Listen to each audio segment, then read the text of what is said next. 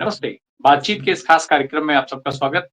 इस समय एक बड़ी खबर ये है कि अडानी जी का मामला जिस समय चूँकि अडानी जी के दिन आजकल बहुत अच्छे नहीं चल रहे हैं और उसी कड़ी में एक और चीज़ जुड़ गई है। श्रीलंका में अडानी साहब का एक प्रोजेक्ट चल रहा था, उस पर फिलहाल जो है खबर ये है कि उसको कैंसल कर दिया गया है, लेकिन अडानी ग्रुप की तरफ से उस पर सफाई भी आ गई है। अब पहले तो अब सबसे बड़ी चीज़ ये है कि पहले समझा जाए कि मामला है क्या? और इस पूरे मामले को समझने के लिए, बताने के लिए, समझाने के लिए हमें बेसिकली हमारे साथ दिनेश वोरा सर मौजूद हैं। सर बहुत स्वागत है आपका। सर एक तो ये अडानी ग्रुप को लेकर के एकदम से जो चीज़ें चलना शुरू हुई हैं, श्रीलंका में जो इफ़ेक्ट अभी जो खबर आ रही है कि प्रोजेक्ट कैंसल कर दिया गया है। सर ज़रा हम पहले आपसे समझ लें कि पूरा मामला क्या है? और क्या जिस तरीके का ये मामला ट्रम्प साहब और मोदी जी का अभी चल रहा था कि मोदी जी को ट्रम्प जी ने बुलाया नहीं और इसका इफ़ेक्ट दुनिया में बड़ा होगा, तो वो इफ़ेक्ट दिखना शुरू हो गया है। क्या उस कड़ी में इसको जोड़ा जाए? देखिए, इसको हम एक अलग चश्मे से देखेंगे। दरअसल क्या है, श्रीलंका में एक प्रोजेक्ट नहीं है, 2 प्रोजेक्ट हैं इनके, देखा जाए। मोटे-मोटे 2 प्रोजेक्ट हैं। और जो घटा है अडानी के साथ में हिंडनबर्ग के बाद में या उसके बाद जो अमेरिका में जो एसईसी का भी अब केस जो था वो भी अब सिंगल जज कोर्ट में चला गया है, न्यूयॉर्क के अंदर। तो उसको दोहराने से अभी फायदा नहीं है। लेकिन जो शुरुआत केन्या के एयरपोर्ट और ट्रांसमिशन सिस्टम से हुई थी, कैंसलेशन से, वो धीरे-धीरे अब वो स्प्रेड हो रही है। हमें अचानक बहुत सारे चेंजेस का या बदलाव का अपेक्षा नहीं करनी चाहिए। चेंजेस हमेशा धीरे-धीरे होते हैं। जब आप दूसरे देशों में प्रोजेक्ट लगाते हैं, तो उन प्रोजेक्ट्स को वो सरकारें जो वहाँ की हैं, वो भी अपने ढंग से उसको एग्ज़ामिन करती हैं। उसका एक प्रोसेस है, कमेटियाँ बिठाई जाती हैं, फिर उसकी रिपोर्ट्स आती हैं, फिर उसके ऊपर डिस्कशंस होते हैं, कैबिनेट के अंदर भी विचार किए जाते हैं, and then a calibrated decision is being taken by those governments कि what is in the favour of country और नॉट। तो केन्या सरकार ने तो कैंसिल कर दिया था, उसमें काफी बड़ा झटका लगा था।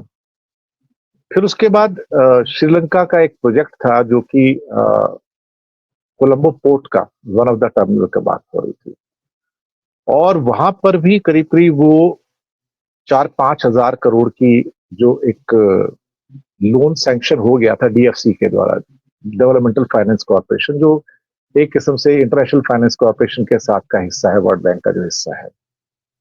तो वो दरअसल वहां से भी विड्रॉवल होता है। उससे पहले एक 500-600 मिलियन डॉलर का अमेरिका से जो उनका अप्रूवल हो चुका था, वहां से विड्रॉ कर लिया था। तो ये दूसरा सेटबैक था। हालांकि अडानी ने कहा कि हम अपने सोर्सेस से वो 4-5 हजार करोड़ रुपए वहां के पोर्ट प्रोजेक्ट में डाल देंगे। कहां से आएगा पता नहीं, इंटरनल सोर्सेस क्या होते हैं नहीं पता। अल्टीमेटली इंडियन बैंकों से लेंगे, वही आगे लेकर जाएंगे।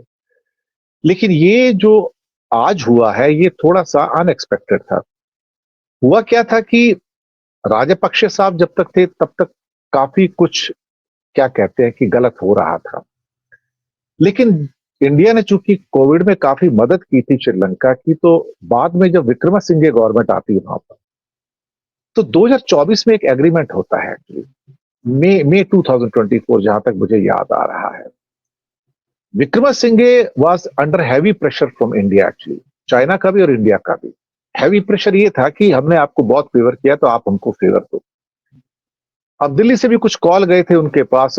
उसके अंतर्गत उनको एक विंड एनर्जी का जो प्रोजेक्ट था, जिसका करीब करीब 484 मेगावाट पावर की बात हो रही थी, और वहां से जो बिजली जनरेट होगी उसको 8.2 सेंट्स पर किलोवाट का रेट उस पर किया गया था, जो इस टाइप की ग्रीन एनर्जी के सोर्सेस के हिसाब से दिशा नाइक के गवर्नमेंट को जो बाद में आई, उनको लगा कि ज्यादा है। एक्चुअली उनका जो पोल प्लैंक था दिशा नाइके का, अनुराग दिशा नाइके का, वो यही था कि मैं आऊंगा तो इन सारे के सारे प्रोजेक्ट्स को कैंसिल कर दूंगा अडानी को। तो चुनाव में तो बहुत कुछ कहा जाता है। आज जो खबर आई उसमें ये बताया गया कि इसको रिवोक कर दिया गया है। फिर अडानी ने कहा कि नहीं, ये रिवोक नहीं हुआ, प्रोजेक्ट इज ऑन। दो चीजें निकल कर आती हैं। लेकिन अडानी ग्रीन्स को झटका इसलिए लगा क्योंकि अडानी जिस बाउंटी की उम्मीद कर रहा था, जिस मेगा प्रॉफिट की उम्मीद कर रहा था, वो सारी की सारी इस तरह कैंसिल हो गई है। यानी कि प्रोजेक्ट अभी भी पूरा कैंसिल नहीं हुआ, मैं आपको बताऊं। लेकिन वो जो उसकी पैकेज डील थी कि कितने पैसे में आप हमको पर यूनिट की बिजली बेचोगे या पर किलोवाट की बिजली बेचोगे, तो वो 8.2 सेंट पर किलोवाट का एग्रीमेंट था। ये बोन ऑफ कंटेंशन है वहां पर। और जब तक ये तय नहीं होता तब तक ये जो प्रोजेक्ट है it has been kept in the cold storage, आप ये कह सकते हो। अडानीज ये कह सकते हैं कि प्रोजेक्ट जिंदा है, लेकिन श्रीलंका की सरकार चाहती है कि अगर हमें बिजली मिले तो वो ऐसी कीमत पर मिले जो वर्ल्ड स्टैंडर्ड में बाकियों को मिलती है। ऐसा ना हो कि फिर वही जैसे हिंदुस्तान में कई सरकारों को पैसे देके ज्यादा एग्रीमेंट कर लिया गया जबकि उससे चीपर बिजली जो थी मार्केट में अवेलेबल थी। इनके जो दो प्रोजेक्ट आए थे वो मन्नार और पुनर्विन, कुछ पुनर्विन कुछ ऐसा एरिया है वहां पर जो कोस्टल एरियाज होते श्रीलंका के, वहां पर थे। तो ये पहले रिपोर्ट यही आई थी कि प्रोजेक्ट कैंसिल हो गए, लेकिन ये कैंसिल नहीं हुए, अभी रिवोक हुए हैं। इन दोनों में हमें फर्क करना होगा थोड़ा सा। अब उसका एक स्टैंडर्ड रिव्यू प्रोसेस होता है, वो अभी चल रहा है वहां पर। लेकिन एक बात तो पक्की होगी कि श्रीलंका जो कि $1 बिलियन का टोटल मिला के वहां पर ग्रीन एनर्जी का प्रोजेक्ट लगा रहे हैं अपने कंट्री में, ताकि वो भी कोल बेस्ड एनर्जी से बच सके और ये चीपर भी हो, तो उस हिसाब से अगर देखा जाए तो कंडीशन जो है वो अडानी के फेवर की नहीं है यहां पर। दूसरी बात, जिस बड़े प्रॉफिट की उम्मीद में वो था वो भी फेल होती हुई नजर आ रही है। तो मुझे ये लगता है कि काफी हद तक खास तौर से जो हमारे सामने पिक्चर निकल के आ रही है वो कुछ इस किस्म की पिक्चर है जो अडानी साहब को शायद खुश तो नहीं करेगी, लेकिन हाँ, उनके खिलाफ जितने भी जो मुकदमे चल रहे हैं या जो काफी हद तक केसेस चल रहे हैं, ये उस शक को और आगे लेके जाता है कि सब कुछ ठीक नहीं है। और अभी जो पीछे उसके अलावा ऑस्ट्रेलिया से भी जो खबरें आई थी कि वहां भी जो मुकदमेबाजी चल रही है उनके प्रोजेक्ट्स के ऊपर, तो ये एक मुद्दा नहीं, ये सारे मुद्दे इंटरलिंक्ड हैं, जिसमें अमेरिका के केसेस हैं, उसके बाद आपके केन्या एयरपोर्ट का कैंसलेशन है, अब श्रीलंका के प्रोजेक्ट का रिवोकेशन है और उसको नेगोशिएट किया जाएगा। और इसके साथ एक चीज बता दूं, जब चीजों को रीनेगोशिएट किया जाता है और अगर दिशा नाइके गवर्नमेंट को लगेगा कि ये रीनेगोशिएशन हमारे फेवर में नहीं है, क्योंकि अब उसको जनता को जवाब देना है, उसे पार्लियामेंट को जवाब देना है कि अगर दुनिया में बाकी लोग जो है वो इस रेट के ऊपर हमें सप्लाई कर सकते हैं तो they will float a new tender for that. तो इनका नुकसान हो सकता है। सर, दिशा नाइके साहब का चुनाव प्रचार अगर आपको याद हो तो उन्होंने बहुत क्लियर इस चीज को लेकर के वादा किया था बाकायदा लोगों से कि इसकी जो है इस पूरे मामले को, इस पूरे सौदे को रद्द किया जाएगा और साथ में इंटरनेशनली, जो अभी बात आप कह रहे थे कि इंटरनेशनली लोगों को इनवाइट किया जाएगा ताकि वो हमें सही पर ये सारी चीजें दे पाए। उन्होंने रद्द करने की एक तरीके से भाषा की भाषा कहें तो गारंटी दिया था। मैं आपकी बात से सहमत हूं, रिवोकेशन हो गया उसका, मैं आपको बताऊं। अब उसको आप ये कह सकते हो जैसे अडानी साहब कह रहे हैं कि वो कैंसिल नहीं हुआ है, लेकिन भाई अगर आपको प्रोजेक्ट मिलेगा ही नहीं बाद में, सपोज करो, तो फिर आप प्रोजेक्ट लगाएंगे कैसे वहां पर? ये भी तो सोचने की बात है ना। ये बात भी सही है आपकी कि एक नए टेंडर्स फ्लोट किए जाएंगे और वो क्वालिटी टेंडर होंगे पूरे वर्ल्ड के, क्योंकि इस केस में तो टेंडर हुआ ही नहीं ना एक्चुअली। वो तो एक दिल्ली से एक फोन गया है, उसके बेस पे प्रोजेक्ट अलॉट हो गया और उसके बाद जो डील बताई गई दिल्ली से उसके ऊपर साइन कर दिए गए। ये डॉटेड लाइंस के ऊपर साइन हुआ ना यहाँ पर। तो ये कुछ ऐसा ही हो गया जैसे बांग्लादेश के साथ जो गोडा प्रोजेक्ट था उसका सिग्नेचर हुआ था, भारत ने बोला, शेख हसीना ने मान लिया, साइन कर दिया। और वहां भी देखा जाए तो बांग्लादेश की जनता उसको she was robbed actually on that one. अब उसका भी हाल वही हो रहा है। तो इनका मकसद सिर्फ यही होता था कि रेट्स इतने बढ़ा के बताओ कि जो आपकी लागत है उससे प्रॉफिट कई गुना ज्यादा हो जाए। और इस चीज को उन्होंने हर जगह अपनाने की कोशिश की। इन्होंने केन्या में लगाने की कोशिश की, फिर उसके बाद बांग्लादेश में किया गोडा प्रोजेक्ट, अब यह श्रीलंका में किया। लेकिन इसके पीछे कोई तो प्रेशर था ना अल्टीमेटली, और प्रेशर जो था ऑफकोर्स आप समझ सकते हो, दिल्ली से प्रेशर है। तो कंपनी का स्पोक्स पर्सन अभी जो भी कहे, लेकिन फिलहाल जो ये प्रोजेक्ट है वो इस समय अडानी साहब के लिए जो है अच्छी खबर नहीं है। उनके जो क्या कहते हैं उनकी प्रेस्टीज के ऊपर एक बड़ा डेंट लगा है।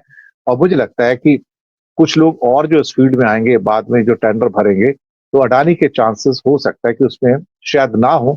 और एक ये हो सकता है जो उनका चुनावी वादा था कि सब कुछ होते हुए भी हो सकता है किसी भी बेसिस के ऊपर शायद अडानी का जो टेंडर होगा उसे कैंसिल कर देंगे, रद्द कर देंगे टेक्निकल ग्राउंड पे, क्योंकि आप दूसरे देश के साथ डील कर रहे हैं ना, उनके पास 100 रीजंस होते हैं कि मुझे आप नहीं चाहिए, मैं आपको डिस्क्वालीफाई कर देता हूं। तो मुझे लगता है कि वो दूसरा रास्ता अपनाएंगे। दिशानायके भी एक पॉलिटिशियन है ना, वो चुनाव में क्या कह रहे हैं, वो करेंगे क्या, दोनों में फर्क है ना। अब मैं थोड़ा सा व्यवस्था से जुड़ा रहा हूं ना पहले काफी, तो मैं अपने अनुभव से बात कर रहा हूं कि व्यवस्थाएं अंदर से कैसे काम करती हैं। तो वहां पर ना चीजें ब्लंट रूप में जब चुनाव में कही जाती हैं, लेकिन इन एक्चुअलिटी जब टेबल पे आता है तो वहां पर डिप्लोमेसी का गेम बन जाता है। फिर वहां पे आप कोई ना कोई एक ऐसी कंडीशन निकाल लेते हैं जिसके बेस पे आप लोगों को डिस्क्वालीफाई कर देते हैं कि आप ये कंडीशन फुलफिल नहीं कर रहे हैं, ये कंडीशन फुलफिल नहीं कर रहे हैं। लेकिन मेरी नजर में अडानी के लिए बहुत बड़ा सेटबैक है ये। और ये सेटबैक क्या कहते हैं ना कि बात निकलेगी तो दूर तलक जाएगी ना। तो जो केन्या से बात निकली थी, न्यूयॉर्क से बात निकली थी, अब लंका से बात निकली है, तो हर निकलती हुई बात दूर भी जा रही है, डैमेज भी कर रही है, डेंट भी मार रही है। और ऑस्ट्रेलिया से आने वाली खबरें भी अच्छी नहीं है। तो इंटरनेशनल एरिना के अंदर अडानी एज ए बिजनेसमैन, उसका जो भद्द पिट रही है, उसकी वजह से इंडिया की बदनामी हो रही है। हम उस बात को कभी पता नहीं क्यों ओवरलुक कर देते हैं। हम ये क्यों नहीं सोचते कि एक बंदा इंडिया से निकलता है और वो बाहर जाके बेईमानी कर रहा है, तो उन देशों के अंदर हमारा असर भी तो बुरा पड़ता है ना। अब मुकेश अंबानी इंडिया की जो रेपुटेशन उसको लिफ्ट करते हैं, एक्चुअली देखा जाए तो वो एक अलग किस्म के बिजनेसमैन है। और मेरा एक सौभाग्य भी रहा है राम प्रकाश जी कि मैं कई बार धीरू भाई से मिला हूं, मैं आपको बताऊं, बहुत कम लोग जानते हैं इस बात को। तो मैं उस ग्रास रूट लेवल से उन लोगों को जानता हूं वहां पे कि धीरू भाई काम कैसे करते हैं। उनके ऊपर पिक्चर भी बनी थी, गुरु नाम की एक जो है थी। लेकिन ठीक है, उनका भी अपना एक सिस्टम था, लेकिन वो लाइसेंस राज था। लाइसेंस राज में इंसान का जीना ही मुश्किल था, सांस लेना मुश्किल था। बट अडानीज are something which are outdated in many ways. जितने भी एसेट्स है ना अंबानी के, वो सेल्फ क्रिएटेड एसेट है।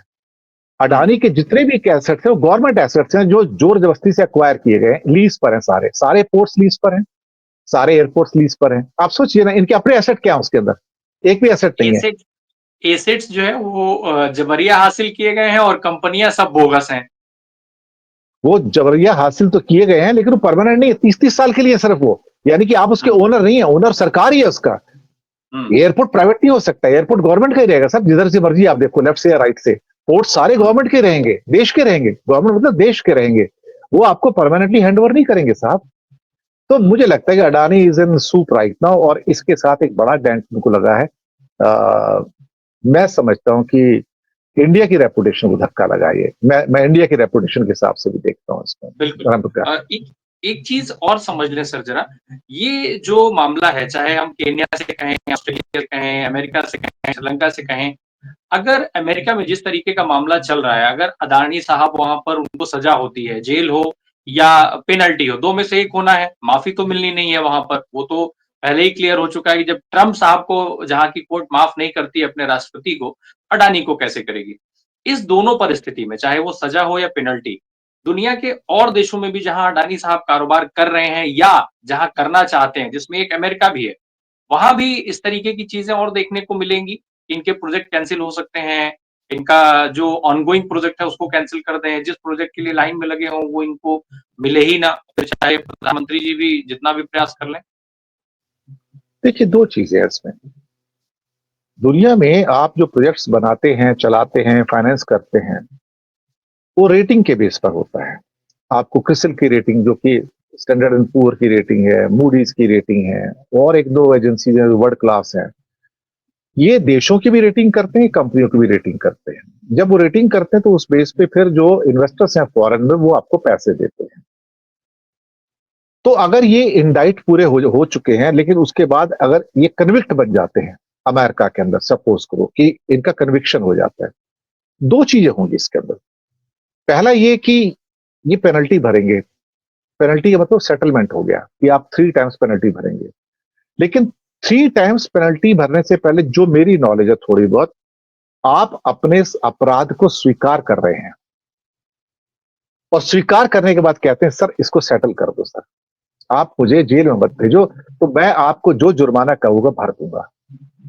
आप वहां पे अपना अपराध स्वीकार करते हैं, और सपोज करो आपका 2200 करोड़ का ये अप्रोक्सीमेटली जो रिश्वत दी है और अमेरिका से सारा पैसा लिया गया, तो आपके ऊपर 3 गुना 6600 करोड़ आपके ऊपर जुर्माना आ जाएगा।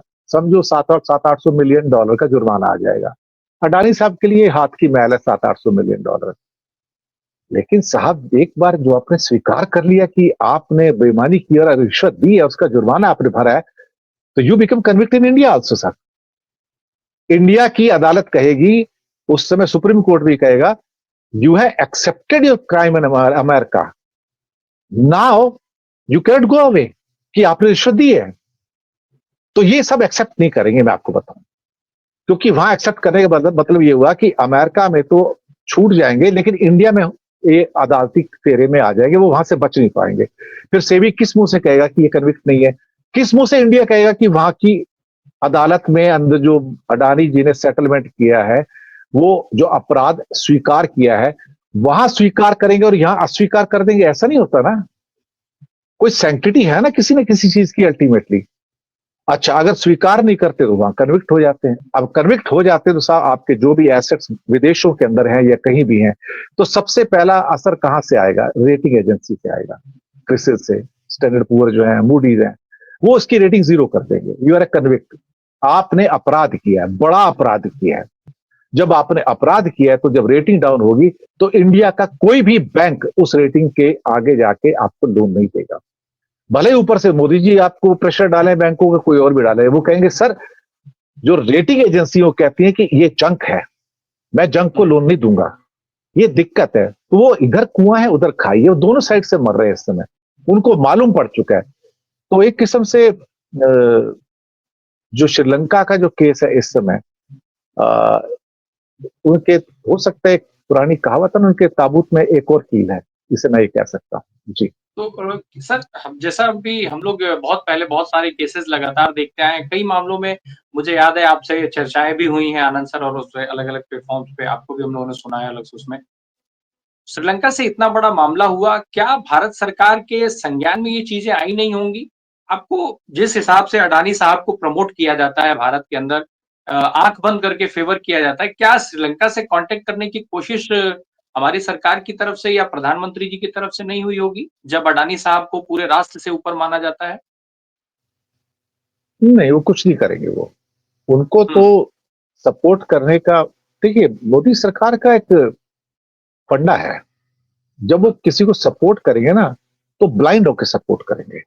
उन्हें इस बात से कोई फर्क नहीं पड़ता कि कौन सा देश क्या कह रहा है, उन्हें कोई लेना देना नहीं उससे। मैं आपको बताऊं, वो क्या कहते हैं, कभी कभी आप उस अंधभक्ति में इतने खो जाते हैं कि फिर आपको अच्छा बुरा नैतिकता कुछ नजर नहीं आता उसके अंदर। तो ये, इसको मैं इस रूप में देखूं जैसे कि हमारे महाभारत में धृतराष्ट्र का दुर्योधन प्रेम, इसकी संज्ञा अगर मैं दूं किसी से, धृतराष्ट्र का दुर्योधन प्रेम, कम वॉट में, मैं तो बेटे के साथ ही हूं। उसको वेद व्यास या बाकी लोग आके जितनी मर्जी अच्छी बातें बता दे, भीष्म पितामह जितनी अच्छी बातें बता दे, जो मर्जी सबूत दे दो, लेकिन उसका पुत्र प्रेम इतना अंधा है, वो वैसे भी अंधा और वैसे भी अंधा है। आप ये समझ सकते हो कि भारत सरकार की जो रिलेशनशिप है इस समय इस रजीम में अडानी के साथ, वो वही है जो धृतराष्ट्र और दुर्योधन की है। बस इससे ज्यादा मैं कुछ नहीं कहूंगा, इसके अंदर सब कुछ आ जाता है। बिल्कुल, बिल्कुल, बिल्कुल। लेकिन सर एक बस और चीज़ मैं समझ लूँ आपसे, अमेरिका में अब ट्रम्प साहब का शासन आ गया है और अमेरिका का जो मामला चल रहा है उसी के इफ़ेक्ट में ये भी कहा जा रहा है कि रिश्वतखोरी का जो मामला है उसके चलते ही श्रीलंका ने इतना मजबूत कदम उठाया है। आपने अभी कहा कि वो स्वीकार नहीं करेंगे कि उन्होंने गलती की, लेकिन फिर अमेरिका में अगर आप स्वीकार नहीं करेंगे तो आपके पास ऑप्शन क्या बचेगा? अडानी साहब अगर कुछ, मानेंगे नहीं तो उनको तो अमेरिका में जेल भेज दिया जाएगा।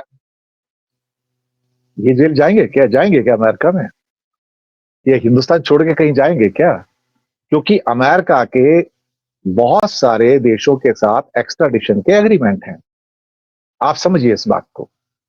अब सवाल ये पैदा होता है कि जब वो कन्विक्ट हो जाएंगे तो उनका एक रेड कॉर्नर नोटिस निकल जाएगा इंटरपोल के द्वारा कि he is a convict and he is required in America in this crime. Am I right? ये इंटरनेशनल लॉ है ना। हुँ, तो जब उसका वो निकल जाएगा तो भारत से बाहर तो जा नहीं पाएंगे उसके बाद। फिर ऑस्ट्रेलिया की खाने भी चली जाएंगी उससे कि आप कन्विक्ट को कैसे हाथ दे रहे हो, सारे के सारे प्रोजेक्ट सीज हो जाएंगे वहां पर। और उस आधार के ऊपर जब वो कन्विक्ट हो जाते हैं, the rightful conclusion is that government of India should take back all the projects given to Adani in India in the form of whether thermal transmission lines or thermal project or ports or airports whose sole ownership lies in the hands of government of India or the country or the people of India. तब आप convict को इस किस्म के projects नहीं दे सकते। तब आप एक अपराधी से डील कर रहे हैं। एक बंदा वहां अपराधी है तो यहां भी अपराधी है। आप फिर उसके बाद बच नहीं पाएंगे, आपके पास रास्ता नहीं बचता कोई। ये क्या कहते हैं, एक एस्केप रूट नहीं है आपके पास। जी राम प्रकाश जी। तो ऐसे में एक लास्ट क्वेश्चन सर, क्या ऐसे में फिर मोदी जी अमेरिका का वो दबाव झेल पाएंगे? अमेरिका निश्चित तौर पे अगर वहां कन्विक्ट हो जाएंगे तो वो कहेगा कि भाई इनको हमारे पास भेजो। बहुत ट्रिकी सिचुएशन है इस टाइम अमेरिका के साथ में। वैसे ही मोदी जी को भाव नहीं मिल रहा है, वैसे ही हालत खराब है। इसीलिए पूछा सर। जयशंकर 5-6 महीने से हर महीने अपना एक हफ्ता रह के आते हैं। मुझे तो कई बार डर होता है कि उन्होंने वाशिंगटन डीसी में फ्लैट तो नहीं खरीद लिया जो एक हफ्ता वहां गुजार के आते हैं। आता जाता कुछ नहीं है, करते कुछ नहीं है, बस चक्कर काट के आ जाते हैं। तो मुझे नहीं लगता कि Trump will be too liberal with India in that way once you become convict. और वो ये सोचे कि यहाँ तारीख पे तारीख मिलेगी तो नहीं मिलने वाली है। 1.5 साल में फैसला आ जाएगा अमेरिकन कोर्ट से, आप बच नहीं पाओगे और जो इंडाइटमेंट है जो FBI की ओर से पूरा हो जाएगा। I think we are heading for a very tricky time. Let's wait and watch. वक्त का इंतजार करना होगा हमें। मैं वक्त का इंतजार करूंगा, मैं स्पेकुलेशन में नहीं जाऊंगा अभी Ram Prakash ji, but days are pretty bad for Adani, I personally feel. बिल्कुल। बहुत बहुत शुक्रिया सर। निश्चित तौर पे ये समय इंतजार करने का है, इंतजार किया जाना चाहिए, क्योंकि अडानी जी एटलीस्ट जिस तरीके की हरकतें कर रहे हैं, देश बदनाम हो रहा है। अन्यथा की स्थिति में अडानी जी अगर व्यक्तिगत व्यापार के स्तर पर चीजें कर रहे होते तो शायद इतनी चर्चा की जरूरत नहीं पड़ती। लेकिन चूंकि आज अडानी जी जो कुछ भी कर रहे हैं, प्रधानमंत्री का सीधा नाम उनके साथ जुड़ता है और पूरी दुनिया में भारत का उससे नाम खराब होता है और उसका प्रभाव भी भारत को झेलना पड़ रहा है। अमेरिका में ट्रंप ने जिस तरीके से सत्ता हाथ में लेते ही कदम एक के बाद एक उठाने शुरू किए हैं, हालांकि अब कुछ राहत की खबरें भी आ रही हैं। बहुत बहुत धन्यवाद दिनेश सर, हमसे इस तमाम मामलों पर चर्चा करने के लिए और साथ में हमारे दर्शकों के लिए इस मामले को इतना विस्तार पूर्वक और बहुत आसान भाषा में समझाने के लिए। Thank you so much sir. धन्यवाद, शुक्रिया, धन्यवाद।